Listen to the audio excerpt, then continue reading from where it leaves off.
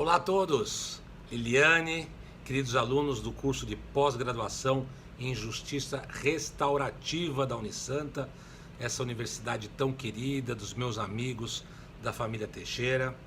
É um prazer estar aqui. A querida Liliane me deu uma missão de falar em 4 minutos, o que é muito difícil para quem tem a síndrome do burrinho do Shrek, que é o meu caso, que fala sem parar. Mas vamos lá tentar ser conciso.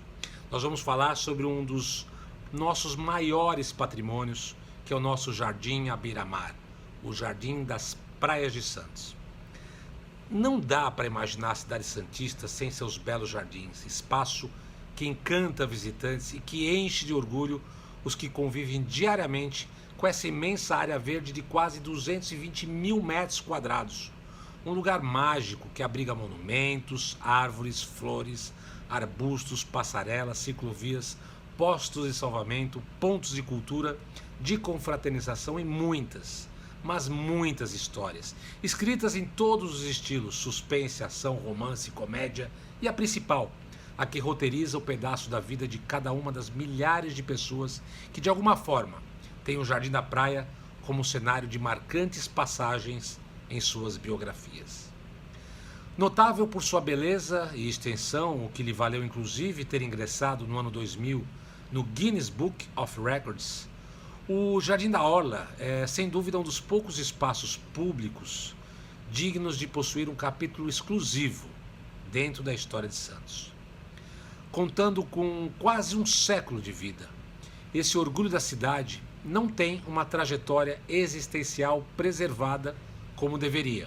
Hoje, com uma pesquisa mais aprofundada, é possível averiguar que diversos fatos importantes, como a própria data de nascimento, estão repletos de incorreções. Embora a maioria dos textos recentes indiquem que esta gênese dos jardins aconteceu por volta de 1935, não há um consenso nessa afirmação, uma vez que existem provas da sua existência na vida da cidade desde a década de 1920. E a evidência mais contundente, ela está na famosa carta aberta ao presidente da República, Epitácio Pessoa, que foi escrita em 22 de agosto de 21 pelo poeta santista Vicente de Carvalho.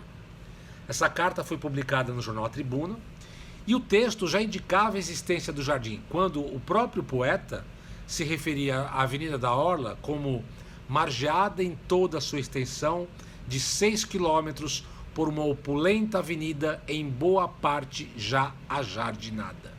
Então, como se vê, já havia uma referência. Aliás, é uma história interessante, pois foi por conta dessa carta de Vicente de Carvalho que podemos dizer que os jardins existem. Porque naqueles anos 20, alguns empresários esperavam obter da União o aforamento da praia. Sim, da praia toda. Era como se eles, empresários, se tornassem donos da faixa de areia e, com isso, poderiam cobrar de qualquer pessoa para entrar na praia. Na época, as cabines de banho davam bastante dinheiro, uma vez que as pessoas que iam à praia, mais por conta de saúde do que de lazer, elas faziam uso dessas cabines para se trocar, porque ninguém ia à praia de biquíni ou sunga. Aliás, isso nem existia. Outra coisa é que eles também, esses empresários, pretendiam construir na beira da areia, como hoje existem aqueles prédios no José Menino, que foram construídos ali ao pé da areia. Mas graças a Deus, graças à carta ao presidente Epitácio Pessoa, que era muito amigo de Vicente de Carvalho, essa carta surtiu efeito e o presidente, enfim, deu ao município o direito ao uso daquele espaço todo e de forma gratuita. Mas só 10 anos depois da carta é que a prefeitura arregaçou, enfim, as mangas e começou a criar áreas ajardinadas de frente à orla praiana, na gestão, então, do prefeito Aristides Bastos Machado. Inspirados no projeto do Saturnino de Brito, de 1911, que já previa a criação de um extenso jardim em toda a orla praiana, a ideia saiu da gaveta e foi parar nas mãos dos engenheiros Adalberto Moura Ribeiro, Hugo Benedito de Oliveira, que se juntaram depois ao Paulo Veiga e o Carlos Lang. E esses 4 engenheiros começaram a construir os jardins em 2 trechos, entre o canal 2 e 3, justamente onde estavam os hotéis mais importantes da cidade, e o segundo trecho entre o canal 3 e a Conselheiro Nebias, que era um trecho bastante importante. E ambos os trechos só foram entregues em 1939, na gestão do prefeito Círia Taide de Carneiro, sob a supervisão do jardineiro Carlos Colares, que foi o primeiro jardineiro da história dos nossos jardins da Orla. Mas naquela época os jardins eram muito, mas muito diferentes do que nós temos hoje, porque ao invés dos inúmeros canteiros, das alamedas cheias de curvas, dos monumentos, das fontes, o que existia era só um gramado extenso, alguns, né, com simetria na distribuição, são poucas árvores que existiam, que levavam até a praia, e algumas luminárias e os postos de salvamento e a fonte 9 de julho, a fonte das bandeiras. E pouquinhos bancos colocados de maneira bem espaçada do que é hoje em dia. Aliás, a primeira versão dos Jardins da Orla mais se parecia com aquelas pequenas quadras esportivas de grama, sabe, para jogar.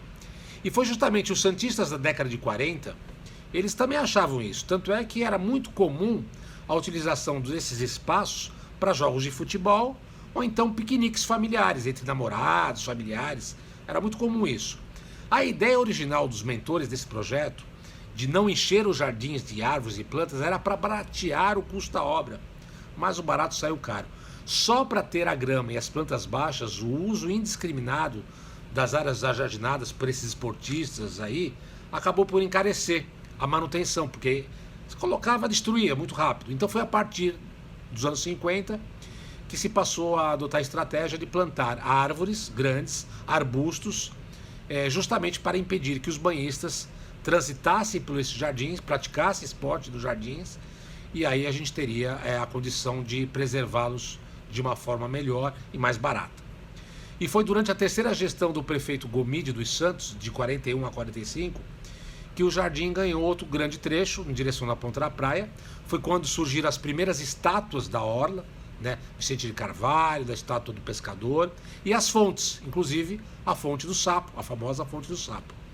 Nessa época a cidade se preparava, nos anos 50, já 40, 50, a receber uma grande demanda de turistas que vinha pela Via Anchieta, que estava sendo terminada, ou seja, a expectativa do turismo era muito grande.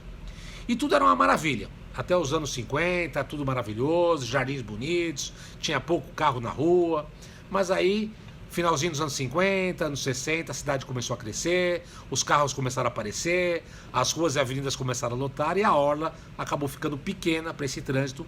Foi aí que se iniciou um processo de mutilação de vários trechos já jardinados. Nos anos 50, 60, 70 e 80, foram diminuídos. Para vocês terem uma ideia, dos 220 mil metros quadrados que tem hoje, antes era bem mais. E isso só seria protegido a partir do processo de tombamento, né, dos jardins, que começou a ser estudado a partir dos anos 90, mas só em 2011 é que seriam tombados aí pelo Patrimônio Histórico do Estado, com o DEFAT, e aí até hoje já não é mais possível mexer no jardim, que são essa maravilha, que nos orgulha, é o nosso cartão postal, cenário para tantas histórias. Eu tenho muitas para contar, mas infelizmente não vai dar para fazer isso sem destruir os 4 minutos que me deram, e eu creio que a esse momento os 4 minutos já passaram.